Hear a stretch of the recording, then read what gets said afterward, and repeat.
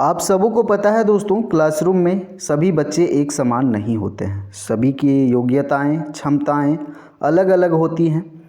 कोई बच्चा शारीरिक रूप से कमज़ोर हो सकता है, मानसिक रूप से कमज़ोर हो सकता है, किसी में लर्निंग डिसेबिलिटीज़ हो सकती हैं, कोई धीरे सीखता है, स्लो लर्नर है, कोई फास्ट सीखता है। तो बहुत सारी विभिन्नता आपको देखने को मिलती है छात्रों के बीच में, और ये अक्सर सभी क्लासेस में आपको देखने को मिलेगा।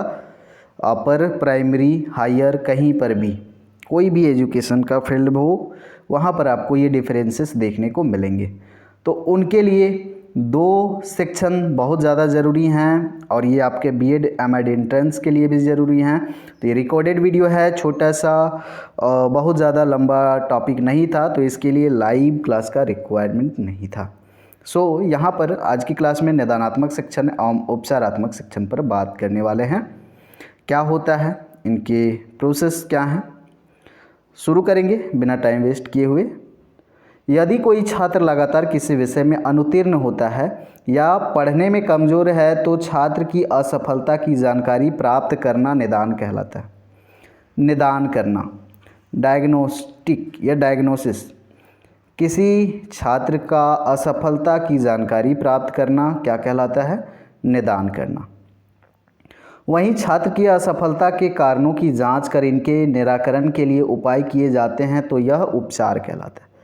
सबसे पहले छात्रों में जो भी कमियां हैं, कमजोरियां हैं, या फिर जो भी असफलता के कारण हो, चाहे शारीरिक, मानसिक, जो भी कारण हो, उनको जानना, पारिवारिक कारण भी हो सकता है, उनको जानना, उनकी जानकारी प्राप्त करना निदान कहलाता है। निदान करना निदानात्मक शिक्षण में वो आएगा।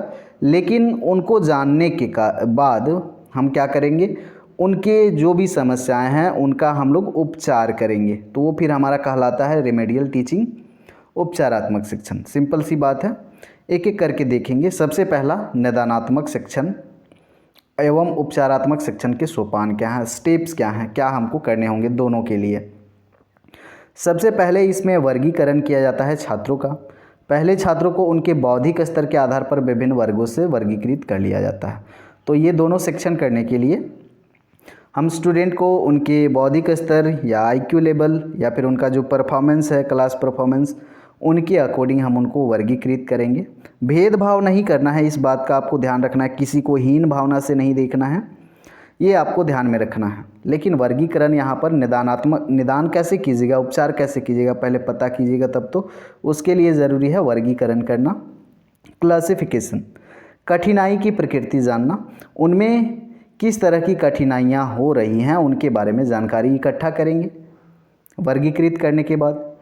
उसके बाद पिछड़ेपन का कारण जानेंगे कि वो पिछड़े क्यों हैं, उनके आंतरिक या बाह्य तथ्यों से प्रभावित हैं। आंतरिक यानी कि शारीरिक रूप से या मानसिक रूप से कोई समस्या है उनको, या जो बाहरी कोई तथ्य है जो उनको प्रभावित करता है, जैसे उनका परिवार, उनका इकोनॉमिक या समाज। तो बहुत सारे यहाँ पर रीजन्स हो सकते हैं, जैसे शैक्षिक क्षमता की कमी, उसमें क्षमता की कमी है, अध्ययन की आदतें नहीं हैं, हैबिट नहीं है पढ़ने का, कार्य करने में कुशल आदत नहीं है, कुशलता स्किल की कमी है, या भावनात्मक पर्यावरण और भौतिक कारण आदि हो सकते हैं। तो ये तीसरे स्टेप में आपको कारण जानना है, एग्जैक्ट कारण। तो उतना जानने के बाद अब हम करेंगे उनका निदान, डायग्नोसिस करेंगे। तो डायग्नोसिस करने के लिए यहाँ पर क्या प्रोसेस है उनको देखते हैं। शैक्षिक निदान से तात्पर्य उस प्रक्रिया से है जिसकी सहायता से हम व्यक्तिगत छात्रों की कठिनाइयों और उनकी अयोग्यता अनुमान लगाते हैं। उनमें जो भी अयोग्यता है या जो परेशानी, कठिनाई है, उनका हम लोग यहाँ पर निदान का मतलब ही वही है। इसके उद्देश्य है कि सीखने में कम से कम कठिनाई हो। तो इसका मकसद क्या, उद्देश्य क्या है कि अगर हम उन चीज़ों को जान लेते हैं तो उनको दूर करके हम कोशिश करेंगे कि उनको कम से कम कठिनाई हो और वो सीखें चीज़ों को। छात्रों की त्रुटियों का विश्लेषण करके हम उनके लिए उपचारात्मक शिक्षण की योजना बनाते हैं। अगला काम होगा हमारा निदान करने के बाद में उपचारात्मक शिक्षण। अब उपचारात्मक शिक्षण का अर्थ है इस प्रकार का शिक्षण जिससे छात्रों की त्रुटियों का समाधान हो सके। कोई ज़रूरी नहीं है छात्र त्रुटि कर रहे हैं, अगर उनमें कोई कमी है या फिर असफलता के बहुत सारे रीजन्स हो सकते हैं। कोई ज़रूरी नहीं वो त्रुटि कर रहा है उसी का समाधान करना है। उनके सामाजिक पारिवारिक या फिर शारीरिक समस्याएं भी हो सकती हैं। चलिए, शैक्षिक निदान छात्रों के लिए अति आवश्यक है, जिससे के महत्वपूर्ण बिंदुओं को यहाँ पर नीचे समझा जा सकता है। मेन फैक्टर आपको समझ में आ गया। उपचारात्मक और निदानात्मक दोनों पॉइंट्स को आपको याद रखना है। हो सकता है क्वेश्चन यहाँ से आपका ड्रॉप हो सकता है क्वेश्चन। छात्रों को शिक्षा ग्रहण करते समय आने वाली कठिनाइयाँ तथा उनके न्यूनताओं का निर्धारण करना ही शैक्षिक निदान है। शैक्षिक निदान में शिक्षक अपने विद्यार्थियों की संप्रति में कमी का कारण का अध्ययन करके अपने व्यक्तिक स्तर तक करता है। उसको अपनी स्वाभाविक गति से शैक्षिक क्षमताओं के विकास के अवसर एवं तदनुकूल वातावरण उपलब्ध कराता है। इस क्रिया को अपनाने में शिक्षण एवं मूल्यांकन दोनों गतिशील बनी रहती हैं। अब टीचिंग भी लगातार चलता रहेगा, एवोल्यूशन भी चलता रहेगा। गतिशीलता शिक्षक एवं शिक्षार्थी दोनों का शीघ्र परिवर्तित युग में समायोजित एवं समयानुकूल आचरण का विकास करती है, उसको निरंतर ताज़ा बनाए रखती है और समय के स्तरों एवं अवसरों के पिछड़ने से बचाती है।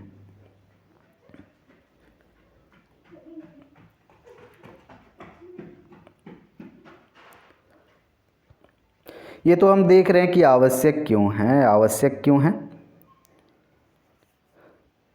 अनेक शैक्षिक दुर्बलताओं के कारण व्यक्तिगत न होकर शिक्षार्थी के सामूहिक संगठन से संबंधित होते हैं। जैसे शिक्षार्थी के माता पिता का अशिक्षित होना, शैक्षिक वातावरण न मिलना, शिक्षार्थियों को विद्यालय के बाहर शैक्षिक गतिविधियां न मिलना, यह सभी कुछ ऐसे क्षेत्र हैं जिनसे हमारे शैक्षिक निदान की प्रक्रिया जटिल बन जाती है। इसलिए शिक्षार्थी का विस्तृत अध्ययन केस स्टडी के माध्यम से किया जाता है। सामान्य संप्राप्ति परीक्षाओं की अपेक्षा नैदानिक परीक्षण अधिक विस्तृत उद्देश्य के लिए होता है।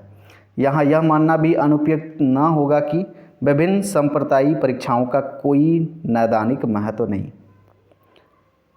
शैक्षिक निदान केवल छात्र को स्तरांकन, वर्गोन्नति, विशेष ग्रेड अथवा श्रेणी देने तक सीमित नहीं है, वरन इसमें सुधारवादी दृष्टिकोण भी है। समझ सकते हैं, शैक्षिक निदान का मतलब ये नहीं है कि वो अच्छे मार्क्स लाने लगे, अच्छे ग्रेड लाने लगे, उतना तक ही नहीं है। यह सुधारवादी दृष्टिकोण पर भी बल देता है, जिसके अध्ययन में शिक्षार्थी की दुर्बलताओं को दूर करके प्रभावी शिक्षण के आयोजन द्वारा शिक्षार्थी क्षमताओं का उच्चतम सीमा तक विकास किया जा सकता है तथा उसको अधिकतम समाज उपयोगी बनाया जा सकता है। निदान परीक्षण में तत्परता पर भी ध्यान दिया जाता है। अब यहाँ पर उद्देश्य देख लें आप, निदानात्मक परीक्षण के उद्देश्य। निदानात्मक परीक्षण का उद्देश्य है, निदानात्मक परीक्षण छात्रों की कठिनाइयों का उपचार करता है। यह छात्रों के विभिन्न विषयों में उपलब्धियों का मापक है। इसके माध्यम से छात्र की किसी मुख्य विशेषता या गुण का ज्ञान होता है। छात्र की जन्मजात कठिनाइयों का ज्ञान होता है। जन्मजात भी बहुत सारी कठिनाइयाँ होती हैं। अध्यापकों को अपनी शिक्षण विधियों को प्रभावशाली बनाने में भी योगदान प्राप्त होता है। ये उद्देश्य है निदानात्मक परीक्षण। अब कुछ महत्वपूर्ण यहाँ पर साधन हैं या फिर मेथड्स हैं जिनके द्वारा निदानात्मक परीक्षण किया जाता है, इनको आपको नोट डाउन कर लेना है।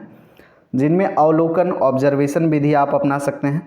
पर्सनली उनका इंटरव्यू लेके साक्षात्कार विधि या फिर प्रश्नावली चेकलिस्ट विधि या स्व कार्य विश्लेषण विधि, इसके द्वारा हम पता कर सकते हैं उनके कठिनाइयों को, समस्याओं को। अब आगे जो है कि प्रश्नावली चेकलिस्ट कैसे बनाया जाता है, स्व कार्य विश्लेषण कैसे किया जाता है, ये सारी चीज़ें आपको अभी नहीं जाननी है, इतना एनफ है। अब आ जाते हैं साथियों रेमेडियल टीचिंग में, उपचारात्मक शिक्षा में। जो भी हमने ऊपर डिस्कस करा कि जो भी समस्याएं या फिर कमजोरियां, कठिनाइयां हैं, उनको जानना नैदानिक शिक्षण है और उनका उपचार करना, उनमें सुधार करने की कोशिश करना, उनको दूर करने की कोशिश करना, ये आपका उपचारात्मक अध्ययन है या फिर रेमेडियल टीचिंग है। इसमें कोई संदेह नहीं है कि शिक्षक का कार्य चिकित्सक के कार्य से अत्यंत कठिन है। किसी रोगी के रोग का कारण जीवाणु या विषाणु हो सकता है, लेकिन अध्यापन की शिक्षण प्रक्रिया के कारण इतने जटिल होते हैं कि उनका विश्लेषण करना कठिन हो जाता है। अब देखिए यहाँ पर डॉक्टर से भी यहाँ पर कठिन काम हो जाता है इनका उपचार करना छात्रों का, क्योंकि डॉक्टर को पता रहता है कि इसका कोई भी बीमारी है उसका कारण तुरंत से पता चल जाता है, उसके अकॉर्डिंग उसका फिर ट्रीटमेंट किया जाता है। लेकिन यहाँ पर शिक्षक को कारणों को जानना, उनको दूर करना थोड़ा सा यहाँ पर उससे मुश्किल होता है, जिसके लिए वह विभिन्न प्रकार की विधियों, परीक्षणों एवं उपकरणों का सहारा लेते हैं। छात्र की कमजोरी का इस प्रकार उपाय कर चूकने के पश्चात फिर अनेक उपचारात्मक विधियों की सहायता से उपचार करता है, छात्र की कमजोरियों को दूर करने का प्रयास करता है। छात्रों द्वारा की गई त्रुटियों का ज्ञान होने पर उन्हें दूर करने के लिए उपचारात्मक कार्य व्यक्तिगत एवं सामूहिक दोनों प्रकार से किया जाना चाहिए। उपचारात्मक कार्य करते समय विद्यार्थियों का वर्गीकरण कर प्रखर तथा मंद बुद्धि वाले छात्रों के लिए अलग अलग प्रारूप भी तैयार किए जाने चाहिए। ये हमने ऊपर ही देखा। ब्लायर का अनुसार यहाँ पर उपचारात्मक शिक्षण का प्रमुख कार्य है दोषपूर्ण अध्ययन एवं अध्यापन के प्रभाव को दूर करना। इसका मुख्य लक्ष्य है इन दोषों और दोषों के कारणों को खोजना तथा कमजोरियों का निराकरण करना। और जब हम उपचार कर रहे होते हैं तो यहाँ पर दो तरह के छात्र होते हैं, एक होते हैं मंद बुद्धि और एक होते हैं जो ठीक ठाक होते हैं, जो उच्चतम बुद्धि के होते हैं। तो उनके लिए दो भाग में यहाँ पर डिवाइड किया जाता है। Remedial teaching for dull IQ, जिनका डल आईक्यू है तो उनके लिए यहाँ पर अलग से वर्गीकरण है। देख लें यहाँ पर इनका कैसे किया जाना चाहिए। मंद बुद्धि बालकों को कक्षा में आगे बैठने का स्थान दिया जाना चाहिए। मंद बुद्धियों के लिए है चार्ट, मॉडल एवं क्रियात्मक कार्यों के माध्यम से पढ़ते सिद्धांतों से क्रियाएं उन्हें समझाए जाएं। कमज़ोर तथा पिछड़े छात्रों की कक्षा व्यवस्था अलग अलग हो तथा इसकी संख्या कक्षा में 20 से अधिक नहीं होनी चाहिए। मंद बुद्धि छात्रों के लिए अभ्यास तथा प्रत्यास्मरण कार्य पर विशेष बल दिया जाना चाहिए। मंद बुद्धि छात्रों के लिए लिखित कार्य को विशेष रूप से जांच कर व्यक्तिगत रूप से इनको मार्गदर्शन प्रदान किया जाना चाहिए। प्रत्यय एवं सिद्धांत से श्यामपट्ट कार्य कराया जाए अथवा अन्य कार्यों में इनका सहयोग लिया जाए। जांच कार्य कर उस पर आवश्यकता अनुसार सुझाव दिया जाए। जो मंद बुद्धि छात्र हैं उनको आवश्यकता के अनुसार प्रोत्साहित करें, बार बार प्रोत्साहित करें। तो प्रोत्साहन और सीखने के अवसर बार बार उनको प्रदान किया जाना चाहिए। श्रव्य दृश्य उपकरण पर्याप्त मात्रा में उपलब्ध होने चाहिए, मतलब visual audio visual aids teaching learning material है, जिसका वीडियो बहुत सारा बना हुआ है टीचिंग लर्निंग मटेरियल, तो यहाँ पर अलग से नहीं लगता है कि उसकी ज़रूरत है। मंद बुद्धि छात्रों से क्रियात्मक एवं प्रयोगात्मक कार्य कर जाएँ अथवा उन्हें खेल विधि द्वारा पढ़ाया जाए। सामान्य विज्ञान शिक्षण में तथा सिद्धांतों का शिक्षण प्रयोग में किया जाए। प्रैक्टिकली उनको तब वो समझेंगे। उन्हें मौखिक एवं लिखित प्रश्नों का भी अभ्यास कराया जाए। प्रश्न व्यवहारिक एवं समस्यामूलक होने चाहिए। आगे है प्रखर बुद्धि, जो ठीक है, इंटेलिजेंट हैं, उनके लिए प्रखर बुद्धि छात्रों के लिए उपचारात्मक शिक्षण क्या है। प्रखर बुद्धि वाले छात्रों को उचित मार्गदर्शन के साथ साथ अध्ययन हेतु विशेष सामग्री प्रदान की जाए। अब वो तेज़ हैं, बहुत तेज़ हैं, प्रखर बुद्धि वाले हैं, तो उनको उचित मार्गदर्शन भी चाहिए, सही दिशा निर्देश चाहिए। उन्हें विशेष सामग्री भी दी जानी चाहिए उनके अनुसार। प्रखर बुद्धि छात्रों के उनके स्तर के अनुरूप पर्याप्त मात्रा में ज्ञान दिया जाना चाहिए, नहीं तो फिर वो कक्षा में बोर फील करने लगेंगे, उनको मज़ा नहीं आने लगेगा उनके अनुरूप अगर नहीं मिलेगा तो। उन्हें ऐसी शिक्षण विधियों से पढ़ाया जाए जिससे उन्हें शीघ्रता से अधिक कार्य करने के अवसर प्राप्त हों। प्रखर बुद्धि वाले छात्रों के समक्ष अनेक प्रकार की जटिलताएं, समस्याएं उत्पन्न की जाए अथवा रखी जाए, जिससे वे उन्हें चुनौती के रूप में अपनी क्षमता का अधिकाधिक उपयोग कर उनका समाधान कर सकें। उनको नया नया सिचुएशन देना है, जटिल समस्याएं उनके सामने रखनी है, क्योंकि आप जान रहे हैं वो इंटेलिजेंट हैं, तो उनको चुनौती के रूप में स्वीकार करेंगे और उनमें जितना बल है उतना लगाएंगे, उपयोग करेंगे।